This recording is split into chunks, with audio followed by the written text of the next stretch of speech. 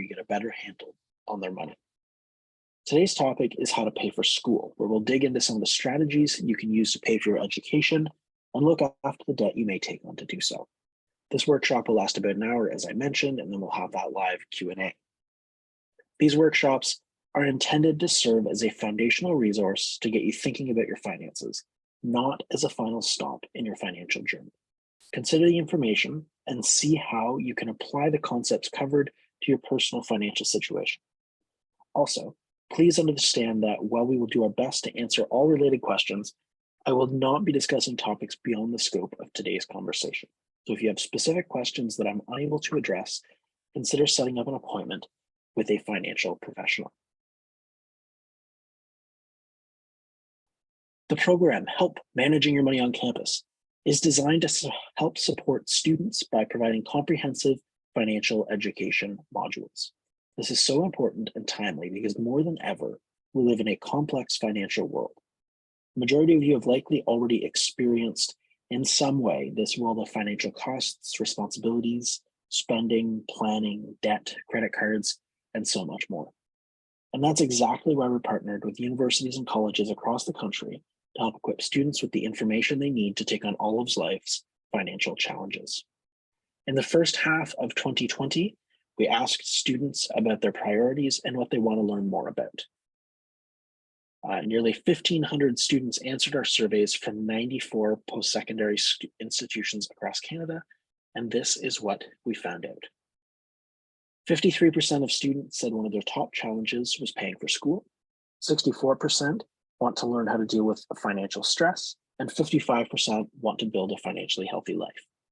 That's why we decided to make today's presentation specifically by learning the different ways that we can pay for our post-secondary education. It can help us anticipate and prepare for that financial stress so that it isn't as all-consuming for us. And by taking away that additional stress that comes from not being prepared, it helps us build a financially healthy life longer term for ourselves. So today we're going to talk about three major topics. First, we'll discuss how to pay for your education. There are many ways to accomplish this, including free money from the government, businesses, and others that can help support you. Next, we'll look at some specifics about government student loans and provincial loans programs like the Ontario Student Assistance Program, also called OSAP. Finally, we want to talk about students and credit, what a credit score is, how student loans can affect your credit score, and how you can improve your credit score. So our learning objectives for today, we want to understand how we anticipate paying for our education, how we're going to repay our student loans, and finally, the impact of student loans on our credit. The first topic we'll be discussing is how to pay for school. Let's get started with how to pay for school. And here's what we're going to look at in this section. First, the costs that come along with an education, some of the different payment options available, and the importance of making a plan. So I'm sure I don't need to tell anybody here that paying for school is expensive. Post-secondary education is a very expensive commitment. But here's some information from Maclean's magazine from a study that they did. So they surveyed about 23,000 undergraduate students and determined the average annual cost of post-secondary education in Canada was almost $19,500. So that's not just tuition, that's your rent, that's your groceries, that's your travel, that's your books, that's your extracurriculars, everything that goes into making it through a year of post-secondary education. So that was in about 2019, and the cost has gone up since then. We're looking closer to 22,000 for a year. The most expensive school was University of Toronto. So a student at University of Toronto living off campus could expect to spend $23,500 each year. The second highest was Ryerson University, which is now Toronto Metropolitan University, at just over 23,000. So let's look at some of the different ways that you can look to build up the money that you need in order to pay for this post-secondary education. It's really expensive, but it can be a very valuable investment for students, especially at a young age, to invest in yourself, to invest in building your education. First, of course, the best way to pay for school would be through free money. There are thousands of scholarships and grants available to students. You just have to find them and apply for them. Most universities and colleges have bursaries and scholarships based on your high school marks. I know at Lakehead, there are, based on the percentage that your grade is in, you are eligible for different entrance scholarships that can be continued throughout your time at Lakehead if you continue to maintain your certain average during your studies at the school. University of Ottawa has their University of Ottawa Admission Scholarship that provides between $1,000 and $4,000 to all eligible full-time students with an average of 80% or more. And every college and university is going to have some form of these types of entrance scholarships. So one thing we want to look at is the difference between a scholarship and a bursary. So a scholarship is awarded for academic achievements, while a bursary is awarded based on financial need. So for a scholarship, it depends on your marks, right? You're getting a scholarship based on performance in some way. Bursaries are based off of need. Do you need the money? Can you demonstrate what they call a financial need?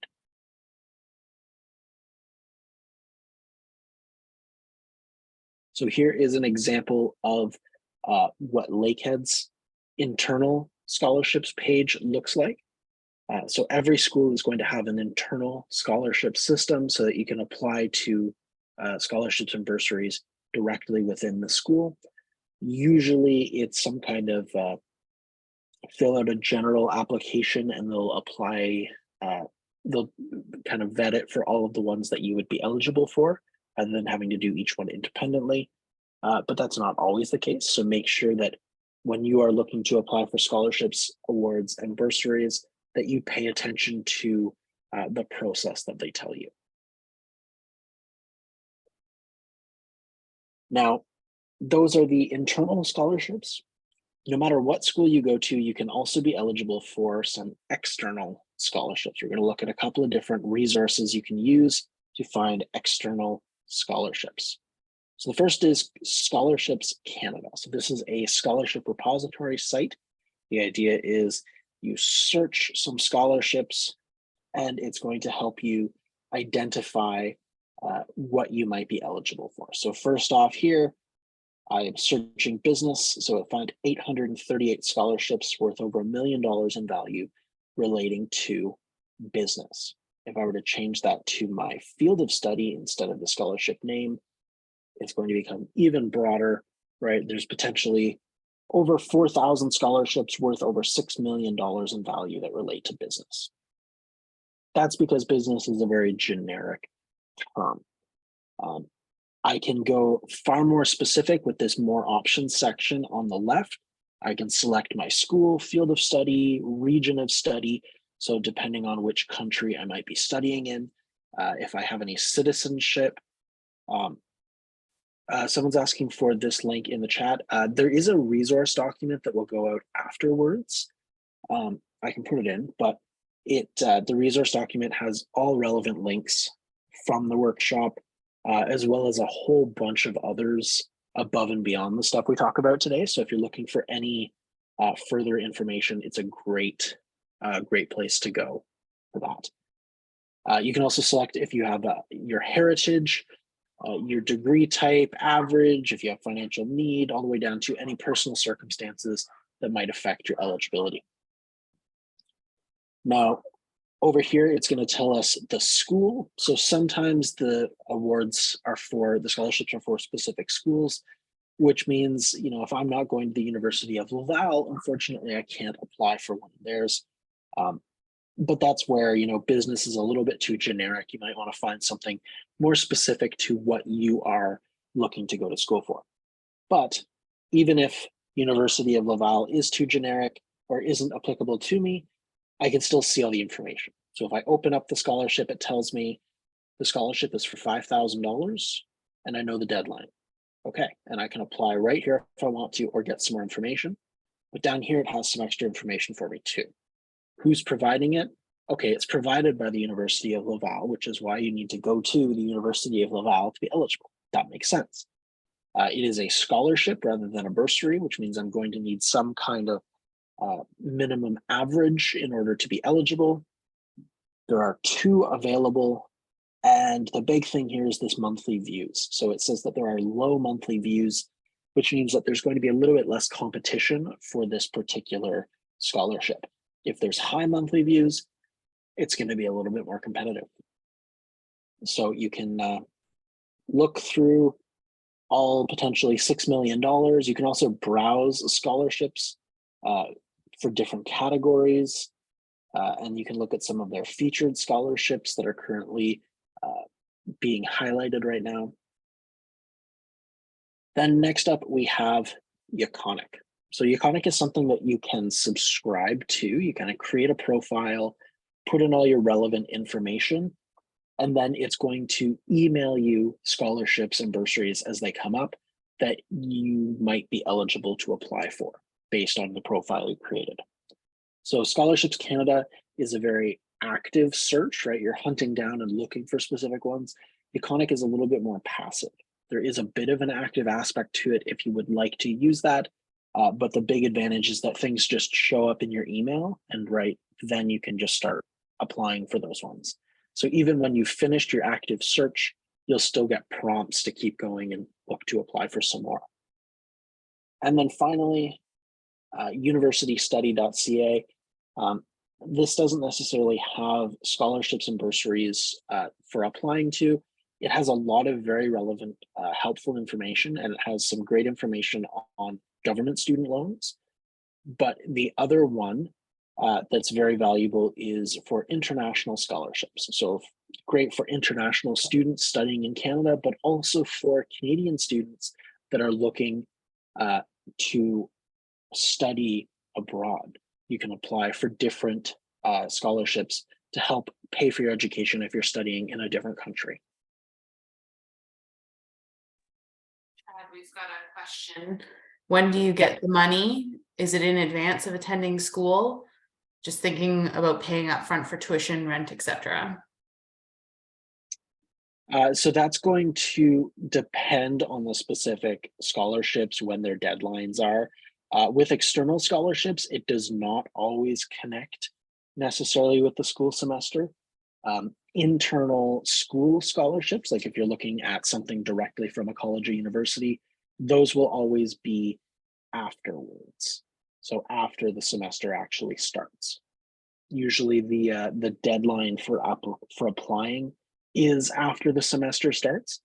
That being said, often tuition is not actually due at the beginning. There's a bit of a time frame for tuition to be due. But if that's something that you're concerned about, I would check with a financial advisor at whatever school you're looking to go to just make sure how that lines up, because there are different ways and different time frames for tuition to be due. And if you're getting government student loans, sometimes that affects when your tuition needs to be paid, things like that.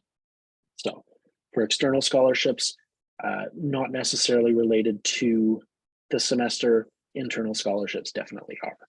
Hopefully that helps. At Lakehead, we usually pay them out in the first week or two of September for the first half, and then the first week or two of January for the second half. And we load them on your account earlier so that the accounts department knows that money's coming and you don't get charged a late fee. Most schools do it that way. McMaster does as well. Awesome. Thanks, Michelle. Okay. So scholarships and bursaries can make a significant difference in the costs you're required to cover for school. So it's important to take the application process seriously. Hundreds, sometimes thousands of other students may be applying for the same scholarship. So you need to make sure yours stands out from the crowd. Here's some tips for writing a strong scholarship application and getting noticed. First, practice writing an application and essay to get your thoughts organized and know what you want to say. Second, identify your goals for your education and future. These don't have to be set in stone. I'm not going to follow up and hold you accountable for whatever you decide on your scholarship essays to see, did you follow through on this? But it's important to understand why you're pursuing your education and how the scholarship will help you get there. Because as I mentioned, if there's thousands of other people applying for scholarships, when they're deciding who to give it to, they're going to look at, do you want it? What are you doing with it? If you write your essay and it's just, I don't really want to do this, but I figure I should, that's not going to be as valuable to them as somebody who's passionate about it. Consider how your goals will affect your community. The best scholarship applications don't just show how the money will help you, but how it will eventually help others. Then proofread your application. Silly errors can be a quick way to get taken out of the running. If you don't take the time to review and find those small mistakes, it's just like a resume. They're going to just dismiss it and go to somebody else who does take that time, who puts in the attention to detail. And finally, don't reinvent the wheel, just customize it. In many cases, you can reuse essays and long answer portions from one application to the next. If you do this, though, ensure that you're still customizing the information to reflect what the scholarship is about, so you meet all of their specific criteria they're looking for.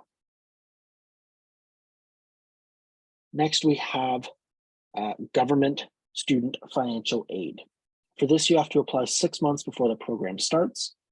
Interest rates are typically lower than other student debt, like a line of credit, but you do not need to pay back the loan or interest while you are studying. I've also been told by Michelle to make sure that everybody knows, for parents out there, you have to make sure that your taxes are filed in order for your children to be able to apply for government student financial aid, because they use your current tax information. So if they're looking to, if your children are looking to apply soon, then you want to make sure that you have your taxes filed.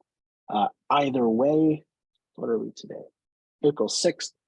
So the tax deadline is April 30th anyway. So you want to make sure, if you haven't started the process yet, you probably want to get going on that to make sure that you're getting your taxes filed on time.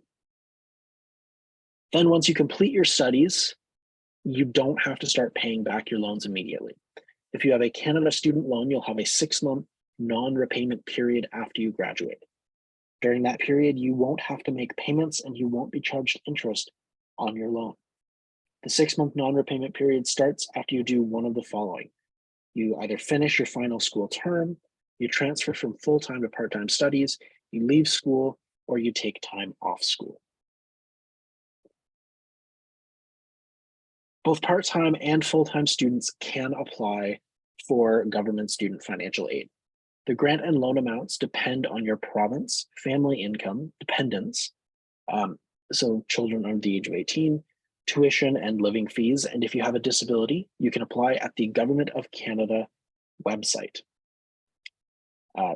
Changes to the Canada Student Grants and Loans were introduced so students facing financial challenges from COVID-19 can access and afford post-secondary education.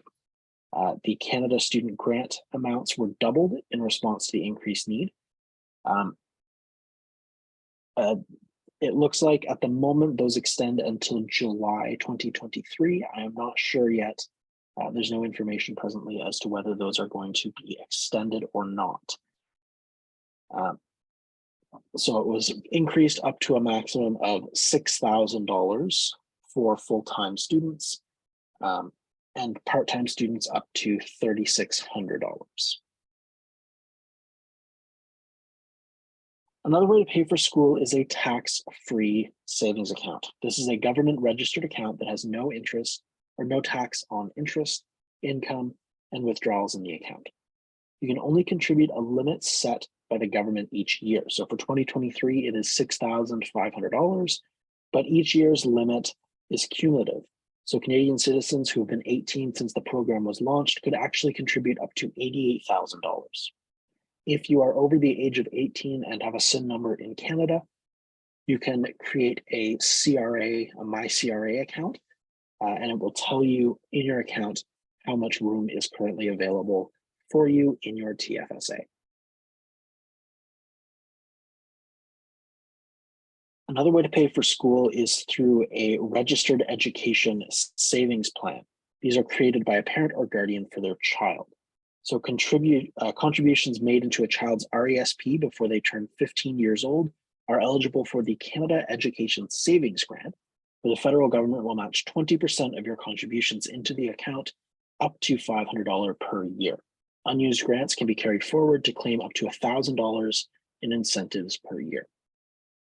The Canada Learning Bond Adult Beneficiary Program is a new incentive starting January 1st of last year, where individuals born in 2004 can apply for the Canada Learning Bond under their own name and potentially receive up to $2,000 in free money to help finance their education. This money must go into an RESP, so if you don't already have one, you'll need to open up one to be eligible. So this is a great opportunity because normally if parents had not already set things up if they had not already set things up for their child with an RESP, there kind of wasn't really any opportunity for students to take advantage of that. But now for students born in 2004 or later, they can apply for the Canada Learning Bond in their own name and get up to $2,000. Okay, so we have a question here. Traditionally, OSAP has depended on your annual household income with inflation, higher costs of housing, food, gas. Does it take into account your debt load? And at what point are students seen as not dependents? So for the first question, I believe it is 4 years now. Once you've been out of high school for 4 years or finished your grade 12 4 years, you are considered a mature student. It may be 4 or 5 years, but they very recently lowered the threshold to be considered a mature student, which is really good because it makes it a lot more affordable for people who've taken a few years off and are looking back to get their education. It used to be you had to be out of school for quite a long time before you were considered a mature student. Actually, Chad, Yeah. just recently they changed it. The federal and provincial government are not in agreement right now. So for one, it's 4 years, and for the other, it's 6. Okay. Okay, so there you go. Do you know which is which? I believe for the provincial, it's 6 for the provincial right now and 4 for federal. And federal is, because it's liberal right now, the grants and everything are most generous from federal, and most of the loans are from federal. Okay. So yeah, so if you're 4 years out of school, then you would be eligible as a mature student for the federal portion of the government student loans. And then the provincial portion would still require your parents' information. And then 6 years, you'd be eligible with both. And actually, I'm not 100% sure as to whether OSAP takes into account your specific debt load or if it's just about general income inflows and outflows. Michelle, do you know? Yeah, your debt is not factored into the OSAP assessment, just your income. Okay. If there's something exceptional in 1 year, so for example, if you get a large payout because of your company closing down for your pension, or you have something unusual like the sale of some farmland, etc., but you have to buy new land. If you have something like that where it's in and out and it looks like you had a higher income year, there's a special review you can file so that that's not factored in, and you can still receive what you normally would. But other than that, they don't look at your debt, they just look at your income. Perfect. And that's why we have Michelle here. Thank you, Michelle. So next up is the classic summer savings. Big thing with summer savings is that you need to set up a goal for yourself. You need to know how much money you want to and need to have saved up, and then create a timeline to help you get there. it doesn't benefit you if your approach is to just save absolutely everything, because you're not enjoying your time. If you don't give yourself any leeway, you don't give yourself any money to enjoy your summer, you're not going to enjoy it. And then it's going to feel like it's going to increase your stress load. Your summer is an opportunity to kind of reset a little bit before you get back into your next semester and take on all those courses again. So if you don't give yourself a chance to reset, it's just going to become even more stressful in the next year. That being said, you don't want to just waste all your money, going out doing stuff all the time over the summer. You need to set goals for yourself and determine, how much do I need for my next semester? How am I going to get there? How much needs to come off of each paycheck to do that? How much am I allowed to continue to use after that point? Then there is the student line of credit. So during school, you will not need to repay as long as you're a full-time student, but you will need to repay the interest each month on a student line of credit. After your studies, you must repay once you have a full-time job or after you've finished your education for 1 year. Interest is still accumulating if you delay paying back. So the time you pay back the line of credit is based on how much money you owe with the line of credit. When you're looking to get one, make sure you understand how the agreement works. You may be given a lump sum instead of the more typical line of credit, depending on which bank you go to and how they use it. If that's the case, then just remember that means you will be charged interest on that full lump sum right from the beginning, as opposed to a typical line of credit where you're only charged interest as you withdraw from the account and increase what's outstanding.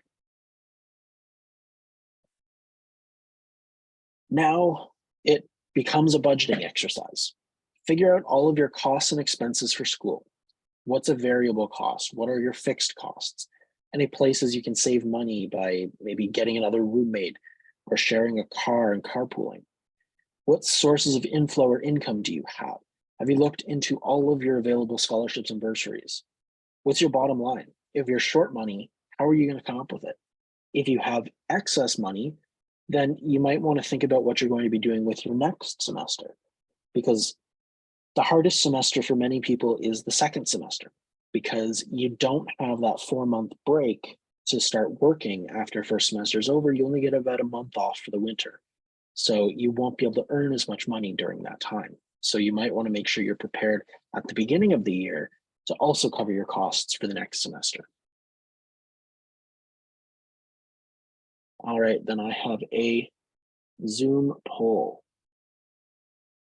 I want to see, how do people think they will pay for their tuition based on the stuff we talked about today? What seems to be the most likely option?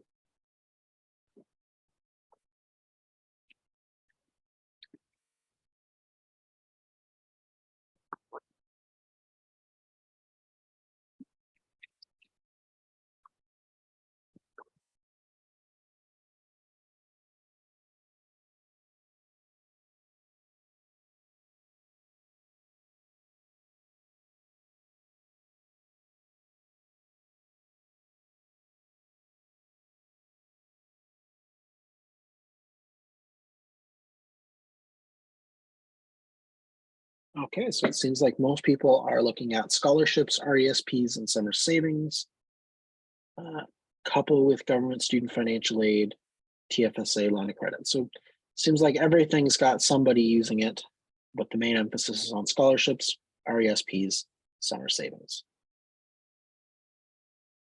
Okay. So that was our first section. So we looked at how post-secondary school can be very expensive, but it can also be a very valuable investment. There are a lot of different ways to pay for school, and generally it's not just one avenue. You need to find a combination of approaches to help make sure that you have what you need to cover your costs, and that's why you want to make sure you make a plan. In our second section, we're going to look at government student loans. If you have a student loan, you are not alone. According to Stats Canada, across the country, 82% of college graduates had loans from government sources. The 2018 National Graduate Survey collected information on individuals who graduated from a public post-secondary institution in Canada in 2015. Of all 2015 post-secondary graduates who graduated with student loans, 2/3 had not fully repaid it by 2018. In the same survey, the average college graduate debt load at graduation was $15,000. So it is not in any way uncommon for people to need to take on government student loans in order to pay for their education.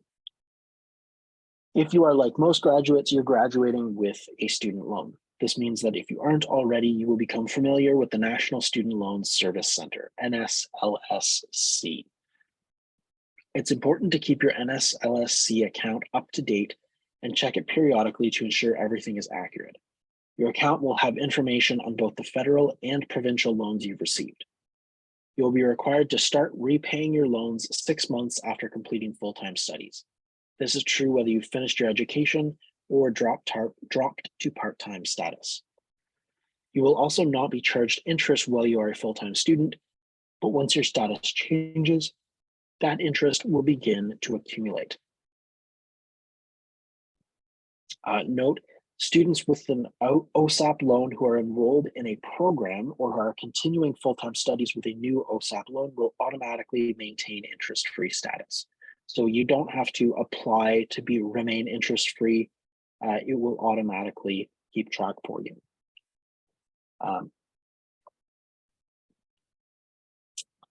So there are some repayment options. NSLSC will reach out to you via email before your 6-month non-repayment period ends to prompt you to set up your loan payment options. It's great that you have a loan repayment options, as everyone's circumstances are different, and having the flexibility to choose the payment approach that works for you can make it as easy as possible to pay back. As mentioned earlier, if you have the means at any time, you can put a lump sum down on your loan. This reduces the amount owing and the interest that you will pay on it. So you can make lump sum payments at any point, whether it's the full amount or just a slightly larger amount than you've previously paid.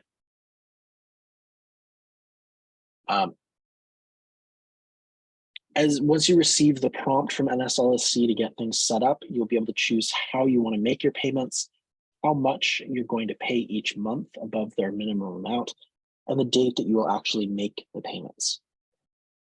Most people choose a date when they know they're going to be either getting paid or have sufficient funds in their bank accounts. So they don't have to worry about missing a payment. You'll also have the option to have payments automatically deducted from your bank account, or you can pay manually and transfer the funds as a payee. Generally, the automatic deduction is better just because you don't have to remember to do it.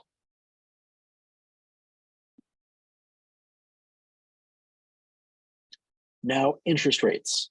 So you can choose whether you have a fixed interest rate or floating interest rate.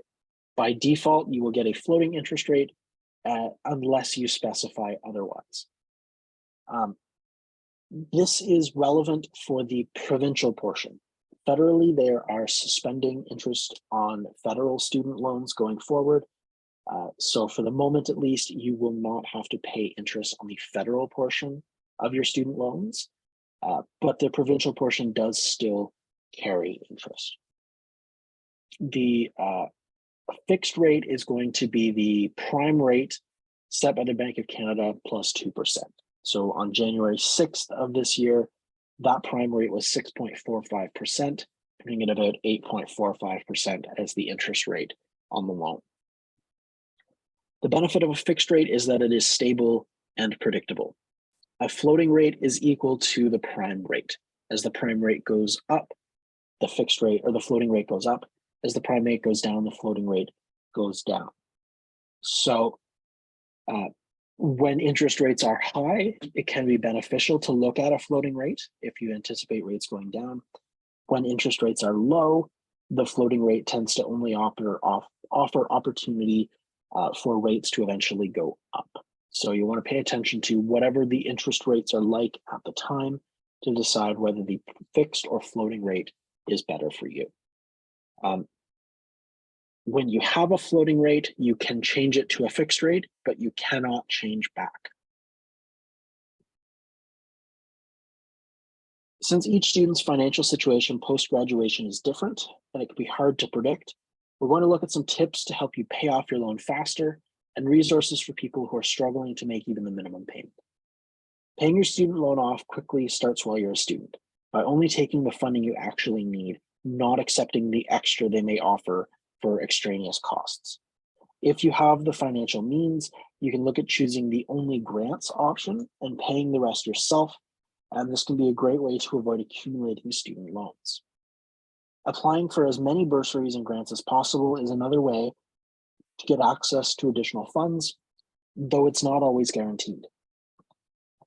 Create a strict budget and avoid unnecessary expenses at all costs, including over the summer months. This will make it easier for you to build summer savings and for them to last into the year. Shop for sales whenever possible, whether it be clothing, groceries, or even your phone or internet plan. Once you enter repayment on your loan, make more than the minimum monthly payment to help cover the principal as quickly as possible and avoid accumulating interest. It's important to remember that, like increasing your payments, you can also decrease them to suit your budget, down to a minimum amount. Decreasing your payment will increase the amount of time it takes to pay your loan off and the total interest you accumulate on the provincial portion.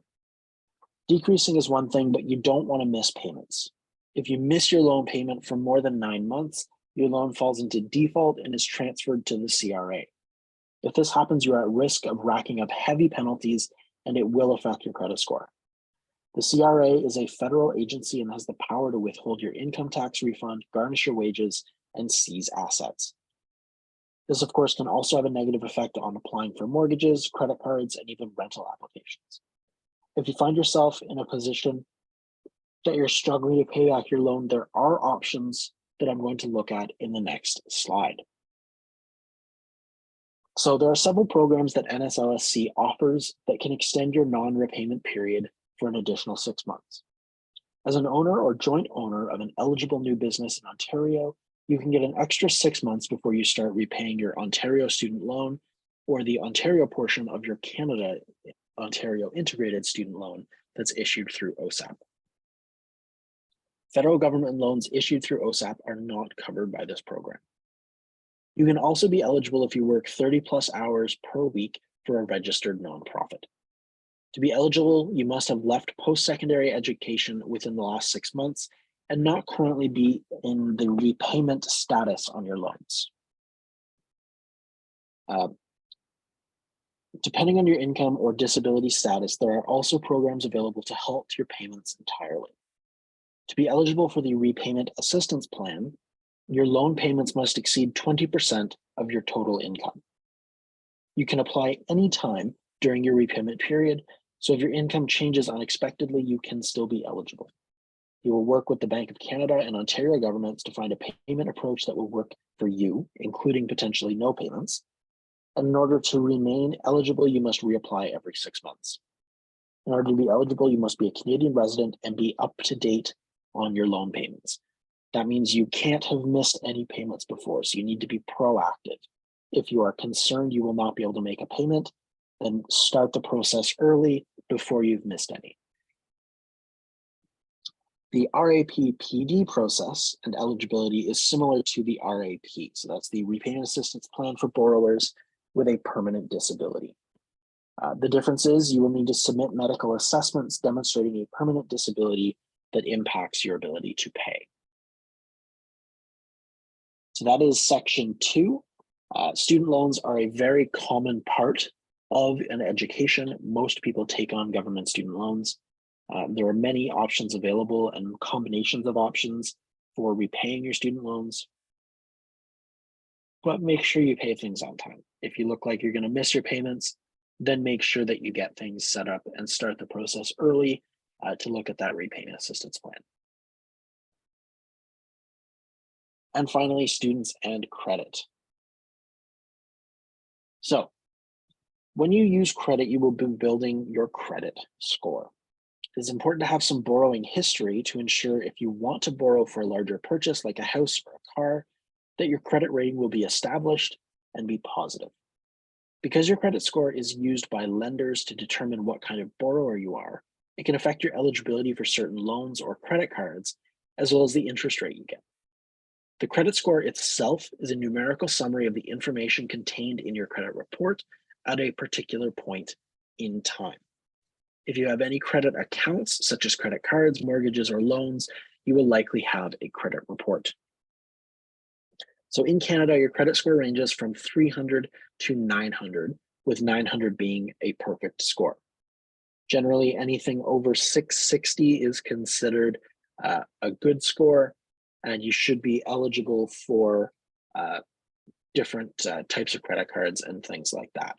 The more your score goes up from there, the more you'll be eligible for and the better rates you may get. So when we're looking at what goes into determining our credit score, roughly 35% of it is our payment history. So do you pay all of your bills on time? Things like your cell phone, Netflix, Hydro.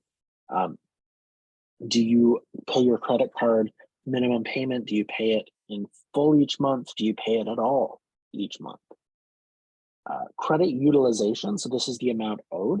Generally, we recommend using less than 30% of your outstanding balance on average. So that means if you have a $1,000 limit, try not to carry a balance of more than 300 on your card. That doesn't mean you can't go past that point. It just means try to keep your average below that. In general, you want to pay off your card right after you use it to keep that overall level below that 30% if possible. Your length of credit history is just how long you've had access to credit for. Unfortunately, this is just a be patient number, as that's not something that we can speed up. Correcting past issues with your credit is going to take time. People looking to extend your credit want to see 12 to 24 months of good behaviors. Paying on time for 1 month isn't going to help you. It needs to be consistent. It needs to be a habit.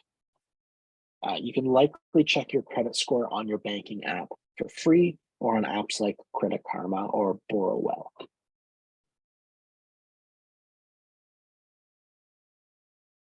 For most people here, if you don't have a credit score already, you likely will have one soon. Because, as we said earlier, 82% of post-secondary students depend on government student loans, which are a type of borrowing. It can be alarming to watch your total student debt accumulate while you're still in school and not earning the money to make any payments. Some people may prefer not to look, but that isn't being an informed borrower. It's important to understand the money you owe for student loans, so when you graduate and need to start paying them back, you aren't surprised by the amount. To access information on your accumulated student loans, you can go to the NSLSC website, National Student Loan Service Center. They'll have information on your current balance owing, as well as the portions that are federal and provincial and what the respective interest rates are. Student loans can add up really quickly, but in the next few slides, we're going to look at how you can turn that to your advantage rather than being overwhelmed by it. While student loans do have an impact on your credit score, that impact can be different from other types of debt. First, when you're in school and you're accumulating student loans, which you are not required to pay back yet. So this accumulated debt does show up on your credit score, but only as a way of showing how much debt you have outstanding. Unlike credit cards, there is no impact from not making payments and no interest accumulated for carrying a balance. Once you enter repayment, student loans are considered an installment loan, which means you're expected to pay the agreed upon amount on time every month until the loan is paid off. With a credit card, only paying the minimum can be a very bad way to get out of debt because of the monthly compounded interest. Installment loans, like student loans, car loans, or a mortgage, are instead based upon a specific contract to get a large purchase paid off in a set period of time. Making the agreed upon payments on time consistently will improve your credit history, and there will be no negative impacts from carrying a balance on the loan besides being charged interest. Another advantage to installment loans is that they add to your credit mix. So roughly 10% of your credit score is based on your available credit mix. This is because borrowers want to see that you can manage different forms of credit well, not just a credit card. Having an installment loan as part of your mix can positively impact your score And making your payments on time will build a history of installment payments that could help when applying for a different installment loan like a car loan or a mortgage. Finally, student loans, unlike other forms of debt, offer tax credits for the interest you pay on them, which can help decrease what you owe come tax time. With federal portion of student loans not having interest anymore, that isn't quite as beneficial, but I would rather have no interest than get a tax credit for my interest. Now that we know that everyone with student loans has credit, what are you doing to build or improve your score so it's there when you need it? A great habit to get into is reviewing your credit score so you know how your decisions are affecting it.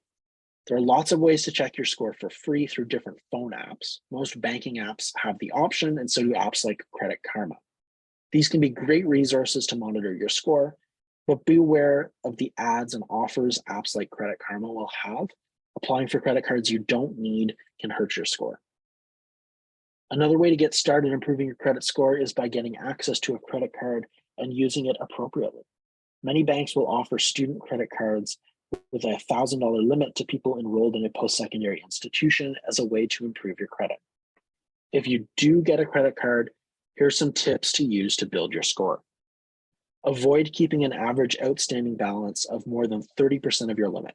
That means if your available credit is $1,000, don't keep an average of more than $300 owing. If you need to go over that, you can, but you want your average balance to be lower. Pay your card in full each month. Unlike installment loans, credit cards should be paid in full each month in order to avoid paying the extremely high interest rates. 20% annual interest compounded monthly can end up costing you a lot more money than the initial purchase price of an item. Paying your card in full and not carrying a balance will also help improve your credit score, as it is considered good behavior. Finally, make sure you pay all debts on time, including your student loans, when they enter repayment. Because of their setup as an installment loan, student loans actually offer a great opportunity for students to work on improving their credit score as soon as they finish their education, potentially helping their chances for other significant purchases in the future, like a house or a car. So that is our section on credit. Credit scores are important, so make sure you start working on yours as soon as you can. Student loans are a valuable tool to help with this credit building process, and make sure you use your credit card the right way in order to help build your credit score. So let's look back at what we talked about today. First, post-secondary school is expensive, but it can be very valuable. There are many different ways to pay for your schooling, so make sure you make a plan, because it's not going to be a simple, this is how I pay for it. You need to have multiple different streams likely together to cover all those costs. In government student loans, we looked at how they're a very common part of getting an education in Canada. There are different repayment options to help fit your lifestyle, and make sure that you pay those loans on time. If you're thinking you're going to be late or miss a payment, make sure you start the application process early in order to get the repayment assistance program. And for students in credit, credit scores are important. Student loans can help improve your credit score, as can using a credit card the right way. Our learning objectives: we wanted to have an idea how to pay for our education. We wanted to know how to repay our student loans, even though we're a bit of a ways off from actually entering repayment. It's still good to have an idea ahead of time. And we wanted to look at the impact of student loans on credit. So some next steps: look into scholarships and bursaries available so that you're able to apply for whatever you might qualify for, as you never know what's going to be the one that you might actually end up getting. Visit the NSLSC website once you do start acquiring student loans, so you have a bit of an idea what the back end looks like. Make a plan to pay off your credit card if you have a balance on it, and check out more program resources. I'll be sharing a link in the chat with the resource document from the workshop. And with that, we are done the presentation portion. We are at the Q&A. So if you have any questions, please feel free to throw them in the chat, throw them in the Q&A, and I am happy to help answer them. I'm going to grab those links with the resource document and the post survey link for the workshop. And if you have any questions for me, I'm a student central professional at Lakehead University. So if you have any questions about financial aid at Lakehead, I can answer those as well, or OSAP.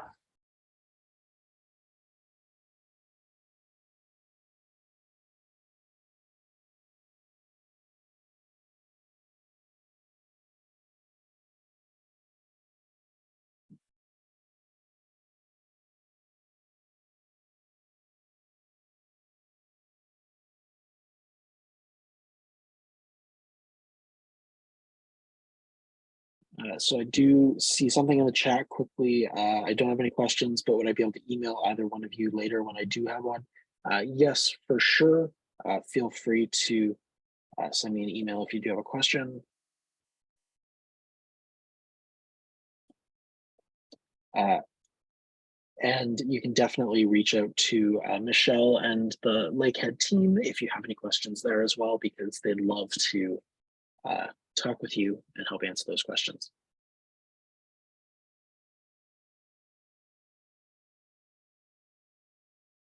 No problem, Nicole. I thought I saw somebody also had their hand raised. If you want to unmute, feel free, and we'd be happy to answer your questions. When applying for different universities, do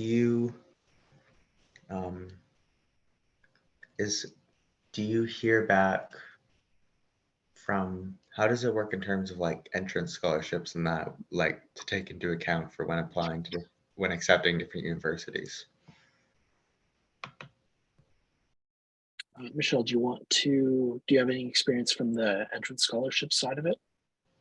Yep, I do. So for Lakehead, in your offer letter, we will usually put an offer for your entrance scholarship in your offer letter.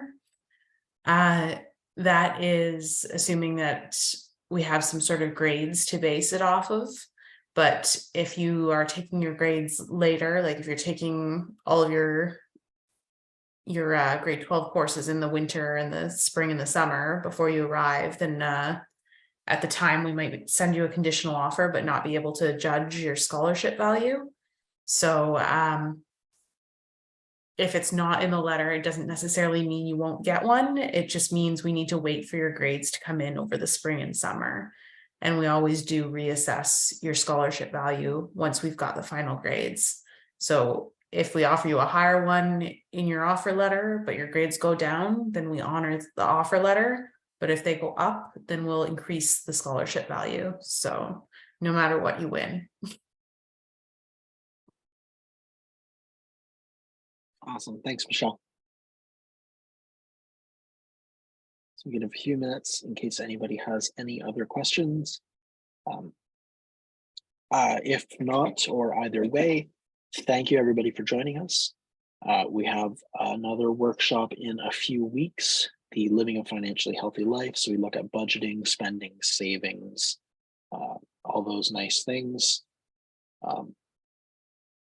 So yes, and then 2 weeks after that, we look at how to manage debt and credit. So we got a couple of different workshops coming up. So make sure you sign up and join us.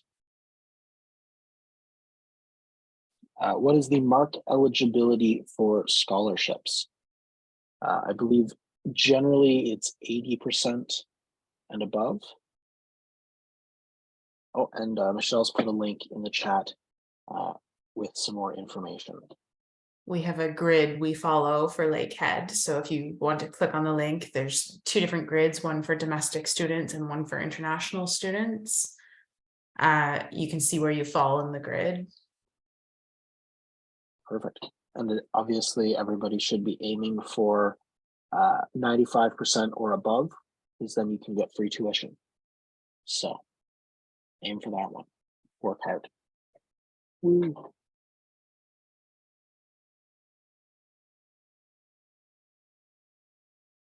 Just some extra grade 12 pressure.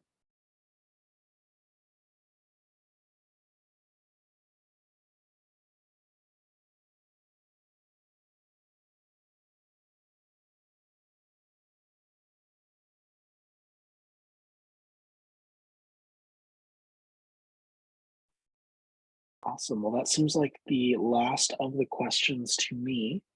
So thank you very much, everybody, for joining us. As I mentioned, we've got a couple more workshops coming up over the next month. So keep your eyes peeled and I look to see everybody back here in a few weeks. Thank you very much, everyone. Thanks, Chad.